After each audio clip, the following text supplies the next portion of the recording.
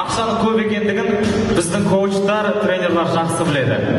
Бірақ ана кісі сенбей жүр, ана кісі ұйықтап жатыр. Былайша айтқанда басқа да себептер көп. Сіздер ертең бай болам деп келдіңіз. Бүгін ертең бай болам дейсіздер. Сіздер бүгін бай болам демейінше ешқашан бай болмайсыздар. Және кім миллионер болсы келеді, қолдарымызды көтерейікші. Екі қолдарыңызды бірге көтеріңіздер. Бәрекелді, бәрекелді. Жалпы байлықтың ең жақсысы ол білім. Білімді адам ол әрқашанда бай.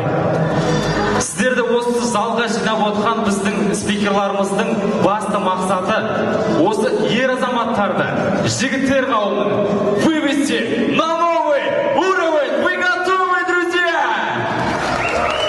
Естілмейді? Қане музыка қаттырақ билеп кет. Шелдей жүрік шылқынын жанға аламанда атоздырмай кекет. Қонысбайға менің есімім Айдос. Қонысбайға бүгінгі мужской клубта, Global Trend компаниясының мужской клубында қандай сезімде болдыңыз? Өзіңіздің жасыңыз нешеде? Менің жасым 72-де, Ұржар деген жерден келдім. Осы мынау еркектердің жиылы осы Қазақстан бойынша бәрі осындай және неменеге құлшыныспен кіріскенге мен өте қуаныштымын. Өзім де осы компанияда істеп, міне айына біраз уақыттың ішінде 75 мың алып отырып, дәрісі де өте ерекше көмектеседі екен. Жасарғандай болып, сондай сезімдеміз. Өте қуаныштымын Қонысаға. Мужской форумға келу себебіңізді айтыңызшы, қандай сезімде болдыңыз?